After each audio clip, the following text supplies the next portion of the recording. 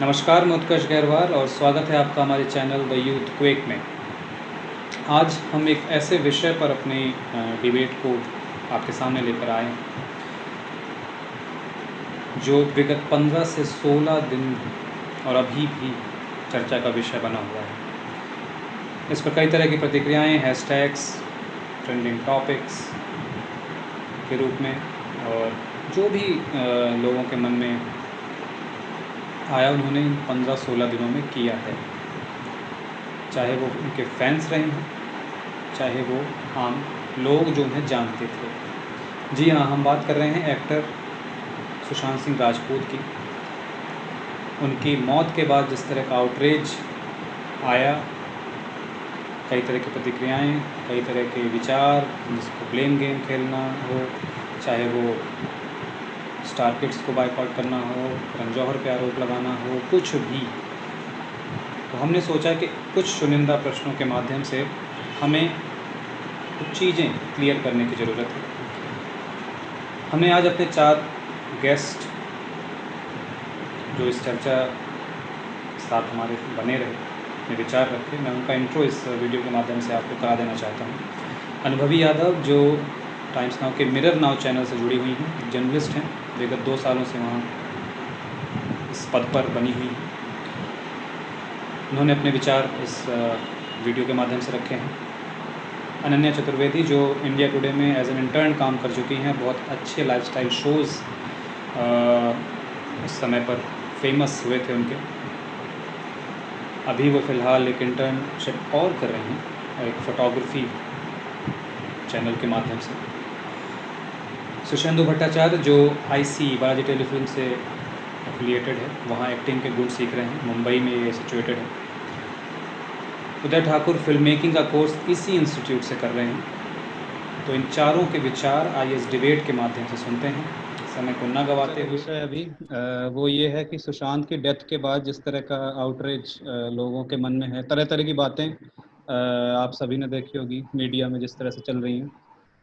बात को कहाँ से कहाँ मोड़ा जा रहा है, कहाँ से कहाँ दिखाया जा रहा है। जो चीज़ है, जो जस्टिस की हम बात करते हैं, शायद हम उससे आगे बढ़ के और उसको एक जो हेवा एक वर्ड है उस तरफ चले गए। तो शुरुआत जो मेरा पहला प्रश्न ये है, सबसे लेंगे इस पर अपने अपने पॉइंट ऑफ व्यू के साथ कि जो आउटरीच है, पहला सवाल कि आउटरीच कहाँ तक सही है सुशांत की डेथ पे, या वो किस तरफ मुड़ गया है? सुशेंदु। यार, first of all good afternoon to everyone. Secondly यार, आउटरीच जो शुरू हुआ था, the whole debate about nepotism and how there is a lobby going on in Bollywood, बहुत सही, like it was going to be the next movement. But जैसे जैसे ये होते रहा, with people, more and more people getting involved and they are like सभी अपना अपना एक बयान देने लगे, सब अपना अपना एक इन्वेस्टिगेशन चालू करने लगे at some level, then things started to go here. ठीक है, ये हमें बहुत पॉइंट याद रखना चाहिए, क्योंकि मेरे हिसाब से ये कोई सोल्यूशन नहीं है कि लोग जाके सोशल मीडिया पर करण जौहर को या आलिया भट्ट को उनके पर्सनल इंस्टा आईडी या ट्विटर आईडी पे गालियां दे रहे हैं। This is not a solution to anything. आप किसी को भी जाके गालियां वगैरह दे रहे हैं, कोई सोल्यूशन नहीं होता। ठीक है ना। और दूसरी बात, अगर ये है जैसे जो अभी डिबेट बहुत ट्रिगर हो रहा है लोगों में, नेपोटिज्म, ये तो यार, बाकी लोग पहले बोल रहे अपने इस पर राय, उसके बाद मैं 2-3 पॉइंट बोलना चाहूंगा नेपोटिज्म पे, जो मतलब मेरे मन में आई थी कि हाउ तो एक्चुअली नहीं, हमें इंडस्ट्री को ब्लेम। हाँ, नेपोटिज्म बोलो। वाले पे क्वेश्चन है, वो जो हम क्वेश्चन इस पे करेंगे ठीक है, नेपोटिज्म। पर उसका अभी आते उसका आते तो हाँ, हाँ, मेरा हाँ, मेरा भी यही है कि आई थिंक सब हेवार जा रहे हैं अभी, यानी मूवमेंट का कोई एक पर्टिकुलर डायरेक्शन नहीं है, यूनिडायरेक्शन मूवमेंट नहीं है, सब अपने फायदे के लिए इस मूवमेंट में जुड़ रहे हैं मेरे हिसाब से। हम्म। उदय भैया, आपके दिमाग में अगर कुछ इस पर आप अपना विचार रखना चाहते हैं? मूवमेंट तो यार शुरू हुआ है, बट उसको किसी मतलब डेथ की जरूरत होनी नहीं चाहिए थी। वो मूवमेंट पहले भी हो सकता था, हम लोग जानते ही थे। ऐसा तो है नहीं कि सुशांत के बाद, डेथ के बाद नेपोटिज्म सामने आया है। वो तो बहुत पहले से है। तब भी हमें पता था जब डिजर्विंग एक्टर्स को फिल्म फेयर नहीं मिलता था या कोई प्रोजेक्ट उन्हें नहीं मिलता था। तो खैर मूवमेंट चालू हुआ, अच्छी बात है, बट मेरे ख्याल से एक अभी खिचड़ी हो गई उस मूवमेंट की। और जो आ रहा है उसको गालियां दी जा रही हैं, वो नेपोटिज्म से हो ना हो, रिलेटेड है ना हो, उससे कोई फर्क पड़ नहीं रहा है। तो ये सिर्फ एक ट्रेंडिंग टॉपिक बन के रह गया है, मूवमेंट को डिसॉल्व होने की कगार पे। अनुभवी इस पर कुछ विचार साझा करना चाहेंगे आप? एक फर्स्ट ऑफ ऑल मेरा एक व्यू पॉइंट है कि गुस्सा जो है वो नेचुरली एक ऐसी इमोशन है जो हमेशा मिसगाइडेड होती है, क्योंकि गुस्से में इंसान को पता नहीं चलता कि वो क्या कह रहा है। और आई थिंक कहीं ना कहीं उसी वजह से यहाँ पे भी यही हो रहा है कि जो लोग इस मूवमेंट से नहीं भी कनेक्टेड हैं, जिनका इतना से या इनका पार्ट नहीं है, वो कहीं ना कहीं ब्लेम किए जा रहे हैं। सबसे पहले हमें ये डिसाइड करना चाहिए कि हम गुस्सा सुशांत की डेथ से हैं या हम गुस्सा ओवरऑल नेपोटिज्म से हैं जो सालों से चला आ रहा है। सिर्फ सुशांत की डेथ से नेपोटिज्म को कनेक्ट करना इज रॉन्ग। उसकी वजह से, नेपोटिज्म की वजह से और बहुत सारी डेथ्स हुई हैं। So we need to realise कि कहाँ पे प्रॉब्लम आ रही है। दूसरी चीज ये कि ये जो नेपोटिज्म वाला जो डिबेट स्टार्ट हो गई है, ये स्टार्ट होनी चाहिए थी एटलीस्ट 20 ईयर्स पहले, जब people like Karan Johar stepped into the industry. वो भी एक प्रोडक्ट है नेपोटिज्म का। लोग अब उसको ब्लेम कर रहे हैं उस चीज के लिए जो जिसकी वजह से वो यहाँ आया है। तो आई थिंक एक ये चीज बहुत ज्यादा जरूरी है। और दूसरी चीज ये, जैसे शेंडो ने कहा कि किसी को भी गाली देने से या किसी के घर जला देने से कभी भी कुछ भी नहीं होगा। अगर आपको एक्शन लेना है तो आप कोर्ट में जाइए, पिटिशन फाइल करिए, एनएचआरसी के साथ कंप्लेंट फाइल करिए, अगर आपको प्रॉपर एक्शन चाहिए तो। I think this is very important. हमारा यूथ गुस्से में बहुत अच्छी बात है। we need this movement, but we need this movement in a more systematic manner. Ananya, इस पर कुछ मेरा भी जैसे कि सबने कहा, मैं शेंडू से बहुत अग्री करती हूँ कि इंस्टाग्राम पे जाके लोगों को गाली देने से तो कोई फायदा नहीं होगा।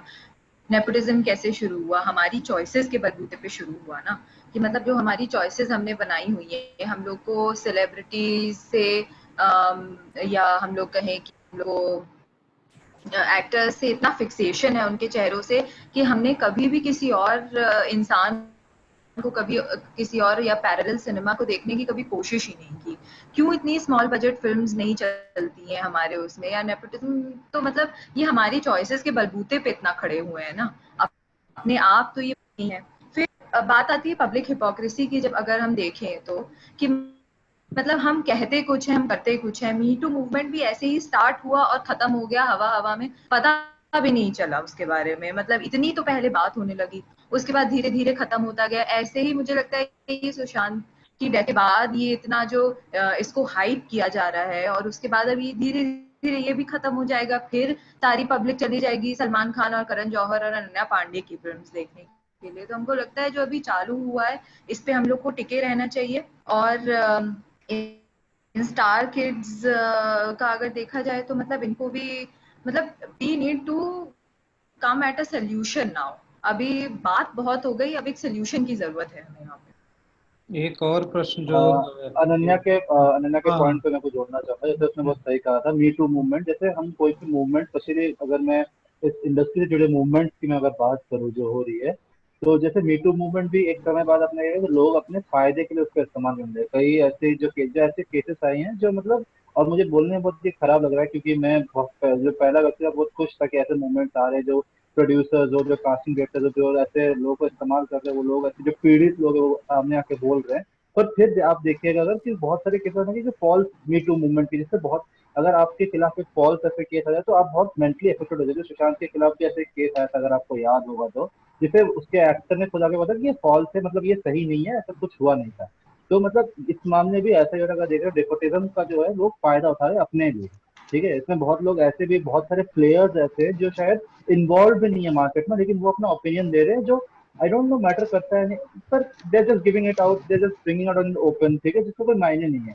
मतलब मेरा पॉइंट, जैसे सभी ने कहा था कि एक मूवमेंट का पर्टिकुलर डायरेक्शन होना चाहिए, जो कि नहीं हो रहा है हमारे जैसे country with so many people, इतना पॉपुलेशन हम we tend to go haywire. हमारे youth, we are all in some point, at some point we are all misguided. हम मतलब किसी भी चीज को हम कहीं भी ले जाते हैं अपने फायदे के लिए। ये नेपोटिज्म की डिबेट जो हम अपने फायदे में कहीं ना कहीं ले आ रहे हैं, चाहे आप कंगना रनौत की बात करें, कोई भी जो भी ये वीडियोस निकाल रहे हैं वो कहीं ना कहीं अपना ही फायदा देख रहे हैं। कि किसी को इस जो पूरे मूवमेंट है जो भी आप कह रहे हैं इसमें, ये सभी कहीं ना कहीं अपने फायदे के लिए कर रहे हैं। ये मूवमेंट ये रहा, जैसे उदय ने, अनुभवी ने, उन्होंने पता कहा, ये मूवमेंट अब एक मूवमेंट नहीं रहा, ये पर्सनल बेनिफिट का एक माध्यम हो गया मेरे हिसाब से। Ending topic. पर्सनल वॉर हो गई, एब्सोल्युटली। तो ये पर्सनल वॉर हो गया एक्चुअली, पर्सनल वॉर। तो एक इसी में जो नेपोटिज्म की बात आती है, इसमें पूछना ये था आप लोग सभी से कि ये कितना बॉलीवुड के लिए डेंजरस है या घातक साबित हो रहा है अभी, और इसके लिए आप किसे अगर जिम्मेदार मानते हैं तो वो कौन है, या जैसा भी इस पर आप कह सकें। उदय भैया से लेते हैं पहले।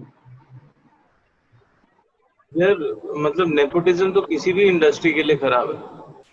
इनफैक्ट नेपोटिज्म जो स्टार किड्स भी क्या, मतलब जो लोग थोड़े प्रिविलेज्ड हैं और जो लोग हैं इंडस्ट्री में, वो लोग इस बात का तर्क ये देते हैं कि सपोर्ट है।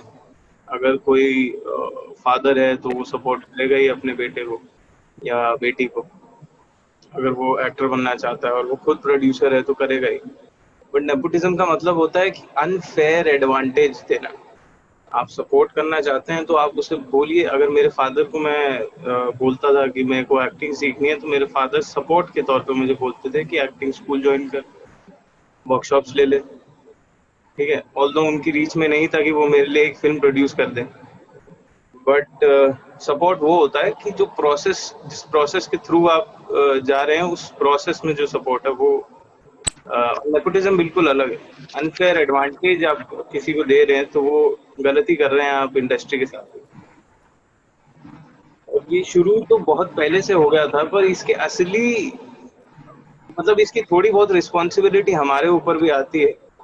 हमने अब जाके पिक्चरें देखना चालू किया है जो कि असली में रियलिज्म को कुछ टच करती हैं, या एक अब थोड़ा जाके फेज आया है कि ओटीटी पे इंडिपेंडेंट फिल्म मेकर्स अपनी फिल्म डाल सकते हैं और देखेंगे लोग उन्हें। वरना पहले तो स्क्रीन्स ही नहीं मिलती थी। स्क्रीन्स बड़े प्रोड्यूसर्स और बिग प्रोड्यूसर्स, वो सारी की सारी स्क्रीन्स उनके पास होती थी।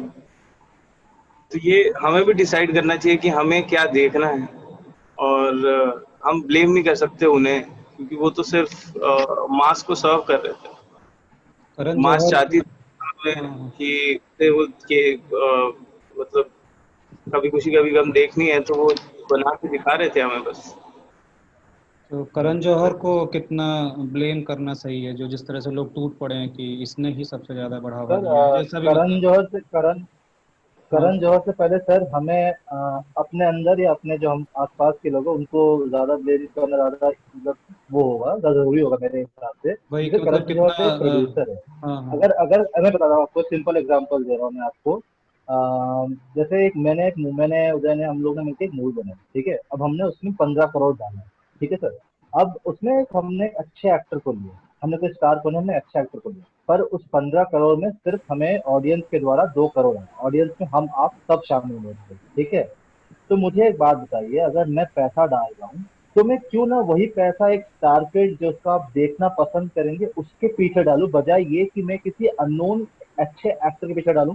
प्रोड्यूसर को क्या, एक बात बताइए, अगर हम जैसे प्रोड्यूसर को एक इंडस्ट्रियलिस्ट मानते हैं, इंडस्ट्रियलिस्ट को क्या चाहिए, प्रोडक्ट अच्छा हो, ये उसका मतलब नहीं है। उसका मतलब ये कि उसके पैसे उसके पास वापस आए। तो अगर हम, और ये चीज शुरू होती है हमसे और आपसे, अगर हम लोग, ये हम जो ऑडियंस है, हम एक भाग्य विधाता जिसे कहते हैं, हम वो होते हैं किसी भी चीज के लिए, चाहे वो डेमोक्रेसी हो चाहे मूवी हो, ठीक है। अगर हम आप चाहे कि हम नहीं देखेंगे, हम नेपोटिज्म को सपोर्ट नहीं करेंगे, तो कुछ नहीं, प्रोड्यूसर आर जस्ट फॉर्म। उन्हें उन्हें अगर करण जौहर को दिख रहा है कि अनन्या पांडे में लोग इंटरेस्टेड हैं, चाहे वो कैसी कुछ भी मूवी करे, कुछ भी करे, तो वो हमारी रिस्पॉन्सिबिलिटी कि हम उनको समझाएं कि आप अच्छे मूवी पे इन्वेस्ट करें, बजाय ये कि हम उन पे ब्लेम डालें कि आप ये क्यों कर रहे हैं। तो हम में से कितनों ने लैला मजनू देखी है थिएटर्स में जाके। उदय कुछ वही बात कहना है, चाह रहे सिंपल मैं हैं। अच्छी। हाँ हम्म। Please please doctor. मैं वही कि जितने भी मीम पेजेस और जितने भी टारगेट कर रहे हैं सोशल मीडिया पे, जितने भी पेजेस हैं और ट्विटर पे भी जितने हैंडल्स हैं, जो लोग बड़े ही अग्रेशन से टारगेट कर रहे हैं बाकी सारे प्रोड्यूसर्स और Karan Johar as a matter of fact, इन सब लोगों को, वही लोग हैं जो थोड़े दिनों पहले किसी सारा अली खान की फोटो डाल रहे थे अपने हैंडल पे कि जिम लुक, या फिर क्यूट तैमूर की हरकतें या फिर ये सारी चीजें।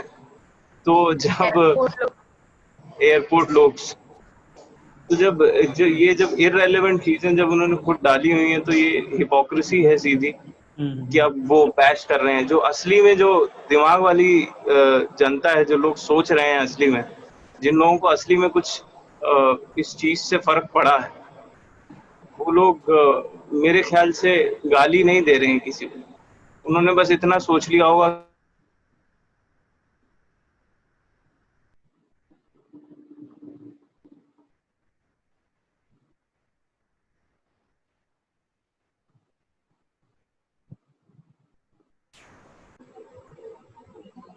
तो अनन्या का इस पर व्यू पॉइंट ले लेते हैं। मैं बिल्कुल उदय भैया और सुशेंदु से अग्री करती हूँ कि, और रही करण जौहर की बात, तो करण जौहर ने तो, अगर हमने देखा हो जैनिस के शो पे, तो करण जौहर ने खुद ही ये बात कही थी कि मैंने थोड़ी बॉलीवुड इंडस्ट्री में टैलेंटेड एक्टर्स को लॉन्च करने का ले रखा है। These were exactly his words. तो करण जौहर को किसी भी तरीके से ब्लेम करना सही नहीं है। जैसे सुशेंदु ने बात कही कि प्रोड्यूसर्स, डिस्ट्रीब्यूटर्स उसी फिल्म में तो पैसा लगाएंगे जहां उन्हें ROI, रिटर्न ऑफ इन्वेस्टमेंट दिख रहा है। अब छोटी फिल्म, जो छोटे बजट की फिल्म है, वो पहले जाके बाहर विदेशों में लोग रिलीज करते हैं, उसके बाद जब वहां हिट हो जाती है तब वो इंडिया में फिल्म आती है, तब उसे डिस्ट्रीब्यूटर मिलता है, तब वो यहाँ चलती है। तो क्यों छोटे बजट की फिल्मों को इतना काम करने की जरूरत पड़ रही है? वो भी तो चाहते हैं कि वो अपने देश में कोई फिल्म लॉन्च करें और यहाँ लोग उसे देखें और अप्रिशिएट करें। क्यों उन्हें बाहर जाने की जरूरत पड़ रही है? Who has to be blamed for this? Us. We have been feeding nepotism since a very long time. It is our choices जो कि nepotism को बढ़ा रही है। यहाँ पे अब अगर स्टूडेंट ऑफ द ईयर जैसी फिल्म को देखा जाए तो उसके दोनों पार्ट्स ने मिला के करीब करीब नहीं तो 230 करोड़ कमाए थे। और यही अगर हम मसान, जो कि क्रिटिकली हाईली फिल्म है, वो कहाँ 6 करोड़ के आसपास पे रह गई थी। तो ये किसकी चॉइसेस है? ये व्यूअर्स, ऑडियंस की ही तो चॉइस है। अनुभवी। Nepotism I think her industry में होता है। और जैसे एक बाप अगर फैक्ट्री खोलता है तो वो चाहता है किसी ना किसी दिन उसका बेटा टेक ओवर करे। तो वो बाप का इंस्टिंक्ट है, उसको हम, वो नेचुरल इंस्टिंक्ट है, उसको हम ब्लेम नहीं कर सकते। बट उस बेटे में कितनी क्रेडिबिलिटी है कि वो अपने पापा के कस्टमर्स को साथ में लेकर के चले और साथ में 10 और कस्टमर्स को लेके आए, वो उस बच्चे की क्रेडिबिलिटी है। तो आई थिंक नेपोटिज्म को हम रोक कभी भी नहीं सकते। ये एक ऐसा इविल है जो कहीं ना कहीं हमेशा रहेगा। करण जौहर ने कहीं पे भी कोई ट्रीटी या कोई बॉन्ड नहीं साइन किया है जहां पे वो कहेगा कि मैं सिर्फ क्वालिटी कंटेंट बनाऊंगा या मैं सिर्फ उन लोगों को लूंगा जो वैसे नहीं लगते हैं जैसे नॉर्मल हीरोज या हीरोइंस को लगना चाहिए, या फिर जिनके बाप बड़े हीरोज या हीरोइंस या प्रोड्यूसर्स नहीं। तो हम यहाँ पे करण जौहर को ब्लेम नहीं कर सकते हैं। बट हाँ, हमारे लिए ये कहना बहुत जरूरी है कि Karan Johar is accountable, he is a part of this crime that is happening. और अपने बच्चे को फेवरेट, मतलब अपने बच्चे को फेवरेट की तरह ट्रीट करना शायद गलत नहीं है, लेकिन किसी और के बच्चे के साथ नाइंसाफी करना गलत है। तो मेरा ये कहना है कि nepotism is might be all right in a certain scenario, but ostracization is not right at all. जैसे हम लोग रिजर्वेशन में भी कहते हैं। हाँ हाँ हाँ ना, तो इस पॉइंट पे छोटा सा एडिशन, जैसे नेपोटिज्म अगर टैलेंट के साथ है तो किसी को कोई दिक्कत नहीं है। रणबीर कपूर या आलिया भट्ट जो अच्छे एक्टर्स है, उनके अगेंस्ट आई डोंट थिंक हम में से जो भी बडिंग फिल्म मेकर है, जो ऑडियंस है, उनको कोई कंप्लेन होगी, क्योंकि they are doing their work. ठीक है, कोई कंप्लेन नहीं है। पर when nepotism comes without talent and still they are given undue opportunity, that is when the trouble begins. That is where we have our objection. Arjun Kapoor को, I'm sorry I'm taking names over here, but हाँ, अर्जुन कपूर को अभी तक movie मिले जा रही है, जबकि उनके लास्ट 4 या 5 मूवीज लगातार फ्लॉप किए जा रही है। क्यों? यहाँ पे nepotism plays a big point. मुझे कोई इश्यू नहीं है अगर रणबीर कपूर को 5 से 6 मूवी मिल रही है, क्योंकि he has proven his credibility. उसने अपनी ऑडियंस खुद बनाई है। चाहे वो आलिया भट्ट के साथ भी यही सिनेरियो है। तो हम में से किसी को हम में से किसी को भी इसमें इश्यू नहीं है कि नेपोटिज्म, वही है, अगर नेपोटिज्म ना टैलेंट है तब भी उसको बढ़ावा मिल रही हो तब दिक्कत है, और तब हमें सामने आके उसके खिलाफ बात करनी चाहिए। और एक एक जो क्वेश्चन और बनता है कि जो जिस तरह से मीडिया ने कवरेज किया था, आऊँगा आऊँगा इसी क्वेश्चन, मीडिया उधर की एक मैं मीडिया यहाँ की पे जो कवरेज थी बहुत ज़्यादा इनसेंसिटिव मानी गई। जिस तरह से उनकी सुशांत की मौत के बाद उनके घर जाना, उनके पिता के मुंह के पास माइक लगा देना, फिर उनके मामा चाचा जो भी बिलोंगिंग थे उनसे क्वेश्चन करना, फिर जो भीड़ है उसको दिखाना, घर में जो परिवर्तन हो गए उस सडन डेथ के बाद उसको दिखाना, फिर बार बार ये पूछना कि आखिर हुआ क्यों, क्या कारण बनता है, जबकि वहाँ वो एकदम से नम है उस चीज़ के बाद, शॉक्ड है। किसी का भी 34 साल का लड़का अगर खत्म हो जाए, और ऐसा कहा जाता है कि पुत्र शोक से बड़ा कोई शोक नहीं होता, उस बीच आप अगर माइक लगाकर उस मतलब ऐसा जो भी उनकी कंडीशन थी वो मतलब हम लोग नहीं समझ सकते, जिसके वृत्ति उस वो ही समझता है। पर मतलब मीडिया की कवरेज को लेकर आप लोग में से सबका व्यू पॉइंट में जानना चाहूँगा कि आखिर इतनी इनसेंसिटिव क्यों होती जा रही है हमारी मीडिया इन सब चीज़ों को कवर करने के समय पर। एक एक करके कोई भी स्टार्ट कर सकते हैं। उदय भैया ये चूंकि बात हमसे फिर बता उसी रहे थे। पे घूम फिर के हाँ हाँ, अनन्या ही कर जी, लेते हैं। Thank you. ये बात फिर घूम फिर के उसी चीज पे आ जाती है कि हम लोग क्या देखते हैं। हम लोग जो देखते हैं वही तो मीडिया हमें दिखाने, वही तो मीडिया दिखाएगा ना।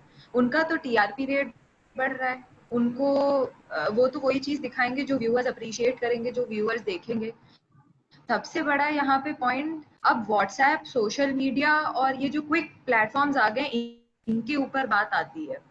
मैंने इस बारे में काफी लिखा भी था और मैंने कई जगह शेयर भी किया, कई लोगों से बात भी की इस चीज को लेके कि व्हाट्सएप पे मेरे पास कई ग्रुपों पे सुशांत की डेड बॉडी की इमेज सर्कुलेट हो रही थी, मेरे पास भी आई।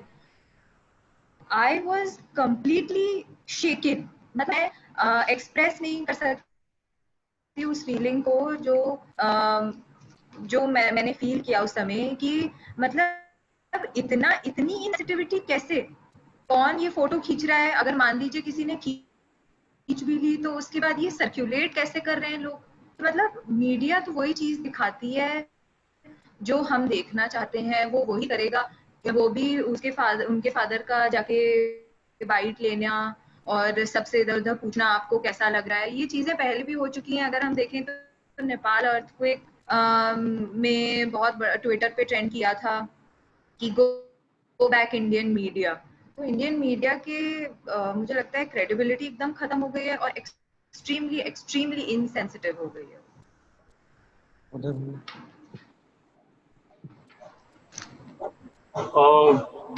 ये पॉइंट तो बिल्कुल सही है कि हम जो देखना चाह रहे हैं वो मीडिया दिखा रहा है। प्लस साथ साथ जितना भी प्रोपेगेंडा मीडिया पे चल रहा है और जो जर्नलिज्म है,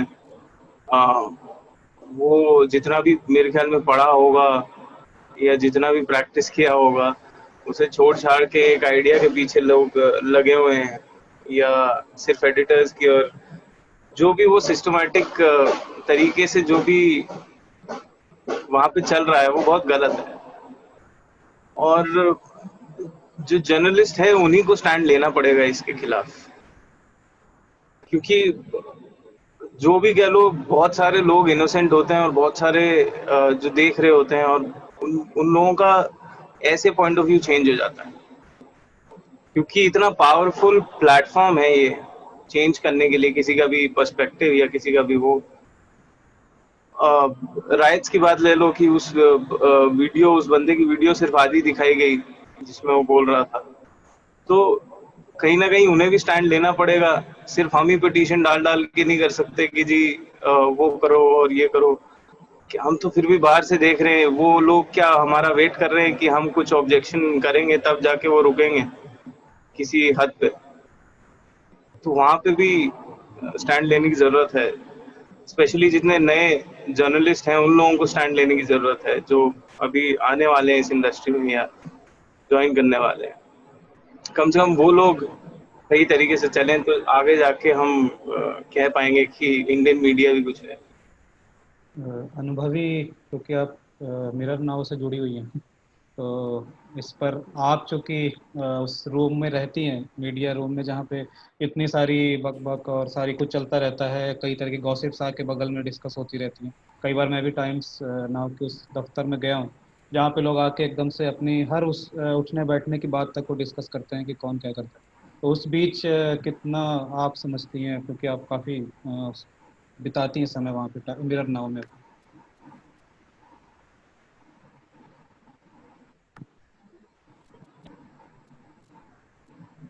फर्स्ट ऑफ ऑल हाँ, फर्स्ट ऑफ ऑल जो भी इस केस की रिपोर्टिंग हुई है वो बहुत ज़्यादा इररिस्पॉन्सिबल तरीके से हुई है।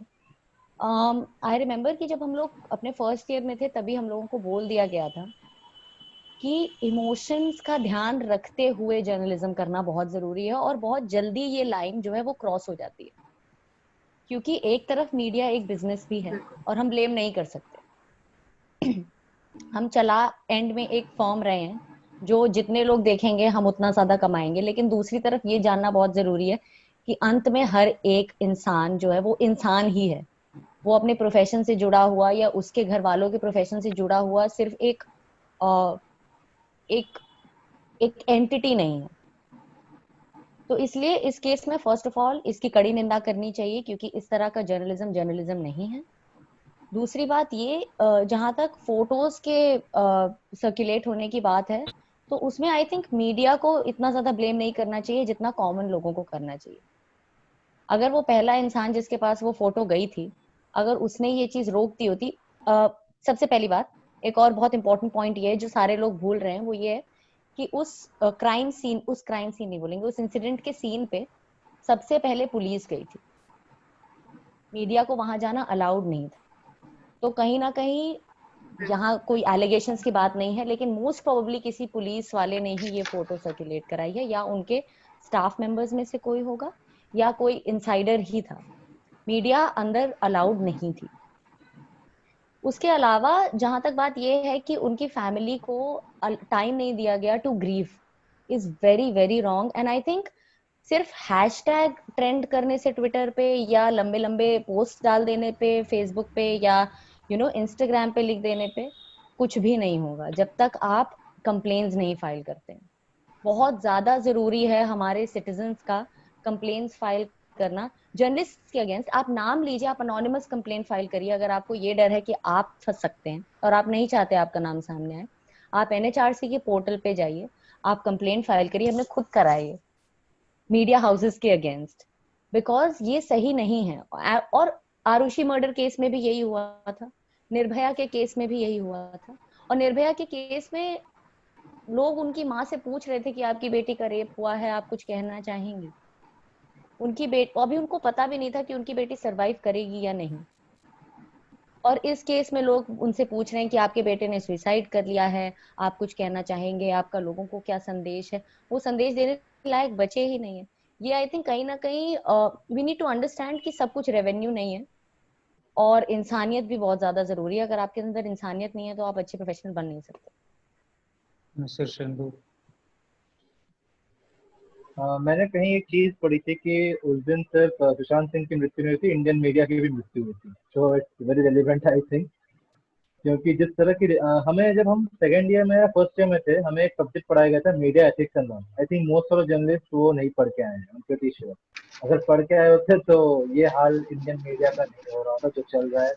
आप एक रूम में बैठ के इनके जिनकी मृत्यु हुई, इनके पापा से पूछते कैसा लग रहा है, कैसा लग रहा है। अरे भाई कैसा लगेगा, उनकी बेटे की मौत हुई है, कैसा लगेगा उनको। मतलब ये जनरल सम कॉमन सेंस आप में अगर मिसिंग हो तभी आप ये सवाल पूछ सकते हैं। दूसरी बात, मैं कुछ जैसे हमारे एक कॉमन फ्रेंड ने, सौरभ दास ने रिपोर्ट फाइल की थी कि मीडिया वो आके एक्टिविस्ट है जो नहीं जानते, उन्होंने एक रिपोर्ट फाइल की थी कि मीडिया कवरेज का कोई एक लिमिट होना, freedom of expression should always be there, but उसमें एक लिमिट होनी चाहिए कि स्पेशली इस केस में जब मीडिया को ऐसे एक ट्रेजिक इंसिडेंट को कवर कर रही है। तो मैंने उस केस से फॉलो नहीं किया था, I can not tell more about that. And secondly ये कि मैं अपने कुछ दो उदय और कुछ, जब मैं हम लोग मुंबई में थे तो हम लोग बात करते थे बहुत मीडिया ट्रायल। मीडिया ट्रायल जो इस केस में बहुत रेलिवेंट है। अगर आपको याद हो, जिस दिन सुशांत सिंह की मौत हुई थी उसी दिन अर्नब गोस्वामी जी ने अपने जो उनका जो चलता है, जो प्राइम टाइम डिबेट है, उसमें उन्होंने खड़ा कर दिया, 2 लॉबी ले आए, उसमें वो डिसाइड कर दिए कि सुसाइड का रीजन वो ही था। मतलब उन्होंने डिसीजन पास कर दिया। उनके हर डिबेट में एक तो डिसीजन पास हो जाते हैं, उनके हर डिबेट में एक रेजोल्यूशन कुछ ना कुछ पास होते ही रहता है। तो ये मीडिया ट्रायल आज से नहीं, मीडिया ट्रायल सदियों से, जैसे अनुभवी ने पॉइंट आउट किया आरुषि मर्डर केस में, पुलिस के फाइंड आउट होने से पहले मीडिया ने घोषित कर दिया कि भाई माँ बाप ही दोषी है, जबकि ट्रायल वॉज ऑन गोइंग। ठीक है, और हम लोग सब जर्नलिज्म के स्टूडेंट हैं, सबको पता है कि मीडिया ट्रायल कितने ज्यादा पब्लिक ओपिनियन फॉर्म करती है, जबकि most of the cases, I am not saying in all cases, most of cases में मीडिया ट्रायल गलत ही होती है। तो मेरे हिसाब से इट इज हाई टाइम, क्योंकि हम सब कहीं ना कहीं मीडिया से, आप भी जुड़े हुए हैं यहाँ पे, जितने भी लोग हम कहीं ना कहीं, फिल्म भी एक फॉर्म ऑफ मीडिया ही है, टू बी, अगर मतलब to be more precise and clear. तो हम सबको कहीं ना कहीं ये ध्यान रखना चाहिए कि यार मीडिया ट्रायल कोई सोल्यूशन, आज हम देख रहे हैं हर एक मीडिया चैनल, हर एक मीम पेज, हर एक अपना सुशांत को लेके अपना एक बयान जारी कर रहे हैं। मतलब हर एक के पास, हर एक ने अपने हिसाब से शायद, हर एक ने अपने सीआईडी का एक बेंच फॉर्म किया, हर एक पेजेस में, हर एक न्यूज चैनल अपना एक, हर एक में किसी में कोई एक कह रहा, किसी ने तो मर्डर करवा दिया था सुशांत सिंह राजपूत करके, पुलिस ने साफ कहा है, पोस्टमार्टम में साफ रिपोर्ट है कि इसका रीजन सुसाइड है, कोई और रीजन, किसी ने तो सीसीटीवी बंद करवा दिया, सीसीटीवी बंद करवा दिया सुशांत सिंह से उसके अपार्टमेंट के, जबकि ऐसा कुछ नहीं है। पुलिस का रिपोर्ट अगर आप पढ़ेंगे तो साफ साफ लिखा है कि कोई बंद नहीं था, सब चालू था। ठीक है, तो मेरे हिसाब से हाई टाइम कि हम सबको रिकॉग्नाइज करना चाहिए कि freedom of expression, specially in this case, in case of media covering a tragic incident, should come with some precaution. हमें कुछ प्रिकॉशन लेना चाहिए, और मीडिया ट्रायल के खिलाफ I think strong step government को या हमारे जुडिशरी को लेना चाहिए, बिकॉज इट्स हाई टाइम। ऐसे बहुत केसेस आ गए हैं जब मीडिया ट्रायल से पब्लिक ओपिनियन फॉर्म होता है और वो गलत होता है। एक अंतिम जो इस डिबेट का क्वेश्चन ये है कि अनुभवी को कुछ बोलना कहना है, चाहिए। अनुभवी कुछ हाँ बोलना है। हाँ। हाँ, एक और चीज थी कि यहाँ पे जब ये केस हो रहा था तो बहुत इनसेंसिटिव हेडलाइंस और टिकर्स बनाए गए थे चैनल्स द्वारा। उसमें लोगों ने सीधा सीधा बता दिया था कि वो पंखे से लटक रहा था, और उसके बाद उन्होंने वहां से लेकर के उस चीज को स्ट्रेच करके वो कैसे पंखे तक लटका, और फिर वहां से लेकर के किस किस वजह से वो लटका, जिसमें उसकी एक्स गर्लफ्रेंड, उसकी गर्लफ्रेंड, उसकी फैमिली, उसके कोवर्कर्स, डायरेक्टर्स, उन डायरेक्टर्स के साथ जिनके साथ वो काम कर चुका है, हर चीज को ब्लेम किया गया था। वो सही नहीं था। और दूसरी चीज ये कि क्यों हार गए जिंदगी से सुशांत, ये 2-3 चैनल्स की हेडलाइन थी। बिहार का वो लड़का मुंबई में हिट हुआ होगा फेल। हैट्रिक क्यों नहीं मारी धोनी ने? हिट विकेट हो क्यों गया हो गए? सुशांत, हाँ। ये हेडलाइन, विकेट हो गए ये हेडलाइन था आज तक, जैसे लीडिंग हम्म, न्यूज चैनल का हेडलाइन था, हिट विकेट हो गए विकेट हो सुशांत। गए। हाँ, विकेट होगा। ये इस तरह से किसी की डेथ का मजाक बनाना बिल्कुल ठीक नहीं है। वो इंसान एक क्लिनिकल चीज की वजह से मरा है। अगर आप उसको उसको अनदेखा करके आप बाकी हर चीज पे फोकस कर सकते हैं तो ये गलत है। और दूसरी चीज, ये जो हर न्यूज चैनल वाला मेंटल हेल्थ एक्सपर्ट बन गया था, जब वो बोल रहे थे कि सुशांत ने अपनी जिंदगी से हार मान ली, पैसा भी था उनके पास, शोहरत भी थी उनके पास, सब कुछ था, उन्होंने 7 साल में इतनी सारी मूवीज कर ली थी और उनकी ज्यादातर मूवीज कामयाब थी। और जो कंपैरिजन किया गया है उसकी लास्ट मूवी का और उसके सुसाइड का, अ person is more than his और हर प्रोफेशनल चॉइसेस। वो जरूरी नहीं है कि अगर वो डॉक्टर है तो उसकी हेल्थ हमेशा ही ठीक हो, डॉक्टर भी कभी कभी बीमार पड़ते हैं। और ये बोल देना कि वो एक्टर था, उसने डिप्रेशन पे मूवी कर दी या उसने सुसाइड पे मूवी कर दी, तो उसे उसका सुसाइड करना ही गलत हो गया। उसको इसलिए ब्लेम करना कि उसने ये मूवी क्यों करी अगर वो सुसाइड कर रहा था, as if this was planned, ये बहुत ज्यादा इंसेंसिटिव बात है। और and we need to like take names here, E24, News Nation, News 18, India TV, and Zee there news. Was one more Hindi channel, Zee News. Oh my God, सुबह 6 बजे वो लोग चला रहे थे कि क्यों आउट हुए सुशांत, आइए जाने सच, जिंदगी ने फेंका कर्व बॉल, आउट हुए सुशांत, गिरा सुशांत का विकेट, इस तरह के वर्ड। श्रीदेवी के टाइम पे भी ये सब हुआ था। हाँ मैं हाँ वही बोला, हाँ श्रीदेवी के टाइम पे मौत एक न्यूज चैनल, मुझे याद नहीं है, रीजनल था, देखते हुए पूरा बाथटब का सीन रिक्रिएट किया मौत था का उस जर्नलिस्ट ने, अगर मौत आपको का याद हो बात तो। मौत का मौत का बात बाटब। हाँ बिल्कुल, आज ये तक नहीं जो किया आज लिख था। तक रहा ही है, था वो, आज तक ही था। I want to take this platform and say कि जो लिख रहा है उसे शर्म आनी चाहिए। अगर आप अपने बॉस से ये नहीं कह सकते कि नहीं मैं नहीं लिखूंगा, आप 20,000 रुपए के लिए इतना गिर सकते हैं, वही। ये बहुत ज्यादा गलत बात है। दुनिया उसको देख रही है, इंटरनेशनली वो चीज ब्रॉडकास्ट हो रही है, वो चीज ट्विटर पे जा रही है। आई अंडरस्टैंड ट्विटर पे ट्रोल हो रहे हैं लोग, लेकिन इट्स नॉट इनफ जिसने भी वो बनाया है he should be held accountable. आप कैसे लिख सकते हैं ये चीज? ये बहुत ज्यादा गलत है। एक जो इस डिबेट का लास्ट क्वेश्चन है वो ये कि एक बड़ा जो क्वेश्चन बार बार राइज होता है इस डेथ के बाद, जिस तरह से लोगों में हर चीज़ को बाइकआउट करने की एक परंपरा शुरू कर दी है, ट्विटर से सोशल मीडिया प्लेटफॉर्म में सारे बाइकआउट हो रहे हैं, भले वो 4 दिन बाद सिनेमा घर में वही लोग दिखें। पर जो सबसे बड़ा क्वेश्चन ये आ रहा है कि क्या लोगों ने एक अच्छा सिनेमा देखना छोड़ दिया। मैं इसलिए कह रहा हूँ क्योंकि अगर आप 2-3 चंद मूवी के नाम लें, जैसे कामयाब थी, मसान थी, कामयाब पे ही अगर देखें वो लेटेस्ट थी तो हम उस पर ज़्यादा अगर जाएंगे, मसान भी थी, कामयाब इसलिए भी क्योंकि उसके ही लास्ट सीन में ऐसा रिलेवेंस दिया गया है कि जब संजय मिश्रा स्टेज पर गिर रहे होते हैं और वो ढिचकियाँ ढिचकियाँ करते हुए गिर जाते हैं, और उसके बाद पीछे से एक स्टार किड आता है, ऑल ऑफ अ सडन एकदम से सीन चेंज होता है और सारे पीछे मुड़ के हाय हाय हाय करने लग जाते हैं, जबकि वो गिरा हुआ है और उसने इतना ज़्यादा डूब कर उसमें एक्टिंग कर दी है कि रियलिस्टिक लग रहा है। उसमें केवल उस थिएटर में बैठे 2 लोगों ने केवल उस सीन को पूरा देखा था जिस हिसाब से कैमरा मूव हुआ था, और सारों ने पीछे मुड़ के हाय हेलो शुरू कर दिया था। फिर उसमें रेड चिलीज ने जो एंटिसिपेशन के वो सीन बनाया था कि हमें एंड तक हाँ लगता रहता है कि शायद अब पब्लिक समझ जाएगी हाँ और बिल्कुल बिल्कुल। शायद अब पीछे मुड़ के नहीं देखेगी, वही उस बट जितनी स्टार आता है वो सब के सब पीछे होंगे। सब पीछे मुड़ जाते हैं, तो कहीं ना कहीं मतलब दर्शकों के मन से अगर देखें तो क्या उन्होंने एक अच्छा सिनेमा अब देखना बंद कर दिया है, या उनकी चॉइसेस इतनी सेलेक्टिव हो गई है कि वो एक अच्छे सिनेमा को अब देखना छोड़ चुके हैं या वो देखना ही नहीं चाह रहे। उदय भैया से शुरू करो। शेंडी कुछ कृष्णेंदु बोल रहे थे। शैंडी कर मैं वो वही कहना था, इसी से एक इंटरव्यू है सत्यजीत रे का, कहीं भी अवेलेबल है, फेसबुक में हो कहीं भी हो, जहाँ पे सत्यजीत रे जो कि वर्ल्ड के सारे फिल्म मेकर्स उन्हें ग्रेटेस्ट मानता है, वन ऑफ द ग्रेटेस्ट, उसने कहा है कि बहुत साफ लिखा है कि India has a fairly backward audience. मतलब आई गेस हम सब समझते हैं इसका, इंडिया में सब मतलब जो ऑडियंस है वो अभी भी बहुत पीछे है, अभी सिनेमा को समझने में। इंडिया इंडिया के ऑडियंस को साफ साफ कहा था, he was a very blunt man in that sense. उन्होंने कहा था कि इंडिया के आदमी को सिनेमा की पहचान नहीं है, क्योंकि आप अगर मैं अभी तभी के तब आप 80s की बॉलीवुड मूवीज को उठा के देखिए, क्या वो देखने लायक है कहीं भी? गुंडा एक देखने लायक फिल्म है।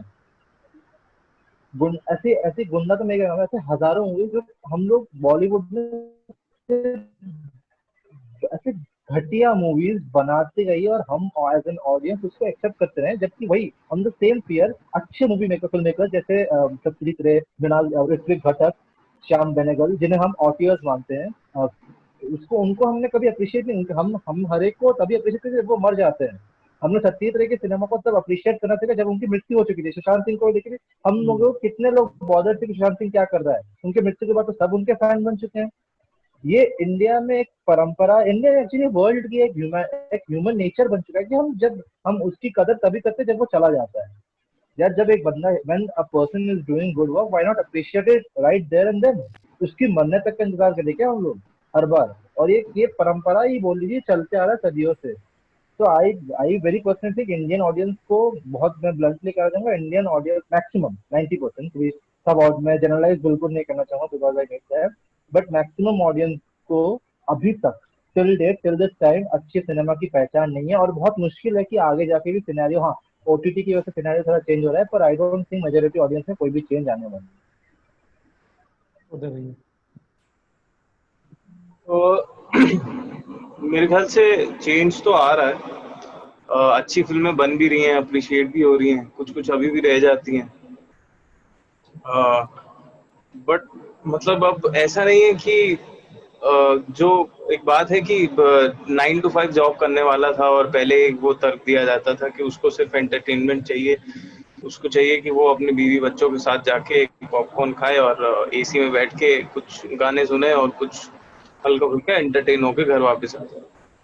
लेकिन अब ऐसा नहीं है, अब उसका भी दिमाग जो है वो डेवलप हो रहा है, क्योंकि अब जितनी कहानियां आ रही हैं वो उसके बारे में है और उसी की प्रॉब्लम्स को केटर कर रही हैं। उसकी जो अंदर की बातें हैं जो वो किसी से नहीं कह पाता है, जो टैबू हैं इस पूरी कंट्री में, उनके ऊपर बातें हो रही हैं, तो कहीं ना कहीं अनकंफर्टेबल हो रही है ऑडियंस और थोड़ा बहुत देख भी रही है सिनेमा। लेकिन एक्सेप्टेंस होनी ज़्यादा ज़रूरत है, इंडियन मतलब हम लोगों की किसी भी चीज को लेके as a matter of fact, क्योंकि सिर्फ सिनेमा है और बहुत सारी आर्ट है जिसको हम एक्सेप्ट ही नहीं करते हैं। अभी कितना सारा रीजनल आर्ट है जो हम लोग एक्सेप्ट ही नहीं करते हैं। हम लोग डांसेज हैं और जो कितनी सारी अच्छी चीजें हैं, लेकिन प्लस मेरे ख्याल से ओटीटी अब आ गया है और बहुत सारे ऐसे फिल्म मेकर्स हैं जो अच्छे कंटेंट के साथ आ रहे हैं, तो शायद वो चेंज आ सकता है। बट वो चेंज तभी आएगा जब हम लोग देखना चालू करेंगे, हम लोग थोड़ी मेहनत करेंगे उसके लिए। अनन्या? नहीं, जैसे कि भैया ने बोला कि मतलब इतने अब रियलिस्टिक टॉपिक्स पे फिल्म बनने लगी है कि इंसान को मतलब वो एक उससे रिलेट कर पाता है। कोई सोचता है कि अरे यार ऐसा तो मेरे साथ भी होता है, या ऐसा तो मैंने भी फेस किया है, ऐसा मैंने भी एक्सपीरियंस किया है। तो वो जहाँ तक अब वो जो कनेक्ट कर पा रहा है, तो शायद इस वजह से कि मतलब रीजनल फिल्म्स हो गई या पैरेलल सिनेमा हो गया, तो थोड़ा उसे लोग अप्रिशिएट करना शुरू कर रहे हैं। क्योंकि राजीव मसन ने एक अपने इंटरव्यू में कहा था कि मतलब एकदम जैसे नो ब्रेनर टाइप की फिल्म्स बनने लगी हैं, कि मतलब उनकी ये शब्द थे कि आप अपना दिमाग घर छोड़ के आएंगे, उसके बाद भी आप ये फिल्म समझ जाएंगे। आई थिंक या तो गोलमाल या हाउसफुल टाइप की किसी फिल्म के लिए उन्होंने अपना रिव्यू दिया था, तो ये बात उन्होंने कही थी। लेकिन अब मुझे लगता है कि अब ये फिल्में अप्रिशिएट होंगी क्योंकि ओटीटी प्लेटफॉर्म्स आ गए हैं।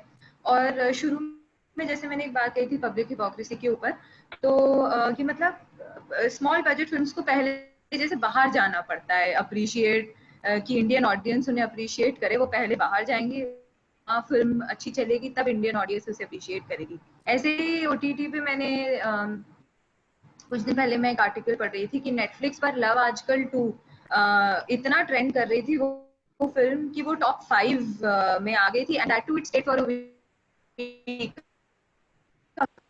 तो मतलब हमारी ऑडियंस और हमारी, मैं अपनी खुद की बात करती हूँ, चॉइस को हमें खुद बदलना पड़ेगा कि हम बागी जैसी फिल्म देखने जा रहे हैं और उसको इतना अप्रिशिएट लोग कर रहे हैं, जबकि ना मुझे उसमें कोई स्टोरी दिखी, ना कोई मैं कहूँ कि मतलब बहुत बढ़िया डायरेक्शन था, और ना कोई बहुत बढ़िया एक्टिंग मुझे उसमें दिखी टाइगर श्रॉफ की। लेकिन फिर भी हम वो देख रहे हैं, हम उसे अप्रिशिएट कर रहे हैं। और जहाँ की तुम्बाड़ जैसी फिल्म अगर हम देखें, तो उस फिल्म को बनने में 12 साल लग गए, और मतलब बेस्ट इंडियन हॉरर फिल्म मैंने कई क्रिटिक्स का देखा था, तो उन्होंने उसे मतलब बेस्ट इंडियन हॉरर फिल्म का भी खिताब दिया। तो हम ऐसी फिल्म्स क्यों नहीं देख रहे हैं? इस टाइप की फिल्म क्यों सिर्फ 12 करोड़ पे अटक जा रही है? क्यों उन्हें डिस्ट्रीब्यूटर नहीं मिल रहा, प्रोड्यूसर नहीं मिल रहा? तो मेरे ख्याल से हालत धीरे धीरे ओटीटी प्लेटफॉर्म्स की वजह से बदल रही है, और आई होप आगे भी ऑडियंस इस तरह की फिल्मों को अप्रिशिएट करे, अच्छी एक्टिंग, अच्छी डायरेक्शन को अप्रिशिएट करे। उदय भैया कुछ बोल रहे हैं? मेरे ख्याल से ये श्याम बेनेगल सर ने भी कहा था कि जो पैरेलल सिनेमा है, जो कैटेगराइजेशन है, ये इसलिए दी गई थी क्योंकि किसी को समझ में नहीं आ रहा था कि क्या किया जाए। एक तरफ कमर्शियल फिल्म्स बन रही थी उस समय में, और दूसरी तरफ ऐसी फिल्म्स बन रही थी जो कि बहुत अलग मोटिव के साथ या अलग उनके साथ सर्व की जाती थी, जिन्हें सटल्टीज मतलब जो सबटेक्स्ट पे हिट करती थी वो फिल्म।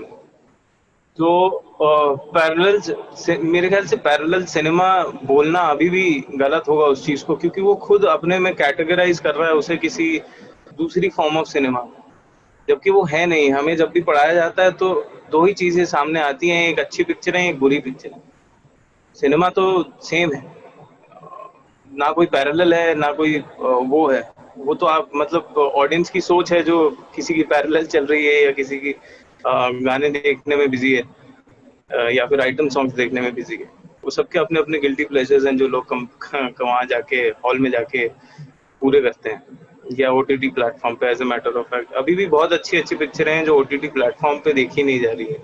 चिप्पा करके एक मूवी है, वो किसी भी मैंने नहीं देखी, मतलब नंबर 1 में भी आ रही है नेटफ्लिक्स पे, ट्राई जरूर आ रही है, प्राइम पे वो 42 जरूर दिख जाती है मुझे, सबसे ऊपर सजेशंस में दबंग 3 भी दिख जाती है। लेकिन ये ऐसी पिक्चरें अभी भी लोग नहीं देख रहे हैं, पता नहीं क्यों नहीं देख रहे हैं, और कब देखेंगे मुझे समझ में नहीं आता। पर जब तक अच्छी पिक्चरें लोग देखना चालू नहीं करेंगे तब तक किसी भी बातचीत के मतलब कोई फर्क पड़ेगा नहीं किसी भी बातचीत। कोई पॉइंट नहीं बनता है, कोई पॉइंट नहीं बनता।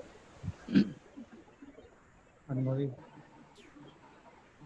मेरे हिसाब से अच्छी फिल्में अभी बनना शुरू हुई हैं। जो अगर हम यूथ के लिए बात करें तो पहले बन रही थी, पर पहले बीच 2 में गैप डायरेक्टर आ या गया। 3 डायरेक्टर्स ही बना रहे थे। हाँ, हाँ। और उसके बाद बॉलीवुड बहुत ट्रैशी हो गया था। जब गोविंदा आया, और जब गोविंदा ने नाच नाच के धूम मचा दी, तो लोगों को बस वही देखना था। और गोविंदा और रवीना की जोड़ी लोगों को देखनी थी, लोगों को संजय दत्त को देखना था। और वो टाइम आई थिंक बॉलीवुड का सबसे ज्यादा लो पॉइंट था, जहाँ पे कोई क्लास नहीं था, सिर्फ मास था। अब फिर भी क्लासी और मासी के बीच में लोग डिफरेंशिएट कर पा रहे हैं। भले ही ये उस वजह से हो क्योंकि लोग आजकल वोक दिखना चाहते हैं, वो चाहते हैं कि वो बोले कि I only watch Hindi cinema. But किसी ना किसी वजह से लोग आजकल देखना शुरू कर रहे हैं। पहली बात ये। दूसरी बात ये कि एक्टर्स की पर्सनल चॉइसेस में भी चेंज आया है। वरुण धवन जैसा एक्टर जो कुली नंबर 1 कर रहा है, और उसने साथ में स्टूडेंट ऑफ द ईयर से वो लॉन्च हुआ था, बट उसने बीच में एक बदलाव कर दी just to prove अक्टूबर में himself। किया और अक्टूबर हाँ, October, what a wonderful movie। People like Amitabh Bachchan who have proved themselves time and again are still continuing to do movies like Gulabo Sitabo and Piku। और भी ऐसे हजार actors हैं जो मेन स्ट्रीम एक्टर्स शिफ्ट कर रहे हैं। I think इन्हीं एक्टर्स की वजह से कहीं ना कहीं वो बहुत मेजर पैराडाइम शिफ्ट आएगा, जब लोग क्लासी और मासी के बीच का डिफरेंस कंप्लीटली समझ जाएंगे। जब लोग समझ जाएंगे कि 4 गाने, 2 आइटम सॉन्ग्स और राइमिंग डायलॉग्स मूवी नहीं होते। वो सिर्फ किसी ने पेपर पे उल्टी कर दी और उसकी मूवी बना दी। ओम शांति ओम की स्क्रिप्ट 1 हफ्ते में लिख ली थी फराह खान ने, और उसी जगह अनुराग कश्यप को इतना टाइम लग गया था, और जीशान कादरी को इतना टाइम लग गया था गैंग्स ऑफ वासेपुर जैसी मूवी बनाने के लिए। और आप उन दोनों मूवीज को किसी एक दिन बैठ के अगर आप एक साथ देखेंगे तो आपको डिफरेंस समझ में आ जाएगा कि किसमें कितनी मेहनत लगी और किसमें कितना पैसा लगा। तो आई थिंक लोगों के अंदर कहीं ना कहीं दिमाग में आ रहा है। और अब क्योंकि लोगों का फिल्म की तरफ रुझान बहुत बढ़ गया है, लोग देखना चाहते हैं मूवीज, लोग इतने गाने नहीं सुनना चाहते। अब इंडिपेंडेंट आर्टिस्ट आ गए जो गाने निकाल रहे हैं, लोग वो गाने सुनना चाहते हैं। और कहीं ना कहीं अब इंडिपेंडेंस की इज्जत बढ़ गई है। तो आई थिंक इस वजह से भी बहुत मेजर शिफ्ट आ रहा है आर्ट में, and cinema is benefiting from this. हम ये मतलब हम इस चीज को अनदेखा नहीं कर सकते कि सिनेमा इस चीज का बेनिफिट नहीं ले रहा है। और बहुत जरूरी है कि बॉलीवुड के जो बड़े बड़े लोग हैं, जिनके पास पैसा भी है, जिनके पास रिसोर्सेज हैं, वो ऐसी मूवीज बनाए। वो अब इंडिया के अंदर घुस के एक्चुअल इंडिया पे मूवीज बनाए, जैसे शुभ मंगल ज्यादा सावधान, या शुभ मंगल सावधान, या बधाई हो जैसी मूवीज। बहुत ज्यादा जरूरी है कि इन इश्यूज के बारे में बात हो, और सिर्फ छोटे शहरों को ये जो इश्यूज। दिखाया जा रहा है वो एक बड़ा हाँ परिवर्तन, हाँ जहाँ जो नहीं दिखाया जा रहा था। हाँ जो लोग स्वीडन हाँ। और स्पेन और इसकी ब्यूटी ज्यादा दिखाते थे, पर जो जब हम बड़े हो रहे थे तो हमने एक कनेक्ट भी नहीं मूवी कर ऐसी पाती थी नहीं वो देखी चीजें। थी नदिया के पार के अलावा, हम्म जिसको देख के मेरे पेरेंट्स या मेरे ग्रैंड पेरेंट्स बोले कि अरे ये तो बिल्कुल हमारे घर जैसा है, हम्म या ये तो बिल्कुल हमारे गांव जैसा है। बट अब ऐसी 10 मूवीज हैं जिनको बिठा के दिखाया जा सकता है और वो लोग बोलेंगे अरे हम लोग तो ऐसे ही बोलते हैं। आई हम्म, थिंक वो जो एक कनेक्टिविटी है, हाँ। वो बहुत मेजर चेंज लेके आने वाली है, and we should all be hopeful for that. तो हमारे डिबेट में फिलहाल के लिए इतना ही। बस और लास्ट में ये बोलना चाहूंगा, हाँ हाँ let's session. Let's be the change we want to see. हाँ ठीक है, लेट्स बी दैट चेंज। ठीक है। और बस मैं उदय भैया के पॉइंट बोलना चाहूंगा कि हम एज एन ऑडियंस सिनेमा को पैरेलल सिनेमा या इस हिसाब से ना देखे कि किस क्रिएटर ने बनाया, क्या किसने बनाया। बस इसी चीज के हिसाब से देखे कि वो फिल्म अच्छी है या बुरी है। बस, और कोई कैटेगरी मेरे हिसाब से एक फिल्म के लिए नहीं होनी चाहिए। उसके एक फिल्म के लिए बहुत हानिकारक होगी मेरे हिसाब से। हाँ, ये हो सकता है कि ऐसा नहीं है कि पैरल सिनेमा सब अच्छी बहुत बढ़िया बनी, नहीं, बहुत घटिया पैरल मूवीज भी बनी है। हम लोग देख के आए, हमें पता है, बिल्कुल ठीक है ना। तो वो उसे भी कोई पैरेलल सिनेमा तो उसे हवा बनाने की जरूरत नहीं है, वो भी गंदी बनती है। तो प्लीज अच्छी को अच्छी और गंदी को गंदी जो है वो बोलना सीख जाए, तो हम as a movie industry difference, नहीं, एज एन इंसान भी आपको पढ़ने में वो चीज बहुत हेल्प करेगी। डिफरेंस बिल्कुल हमें पता हो कि बिल्कुल कौन क्या है कैसा है।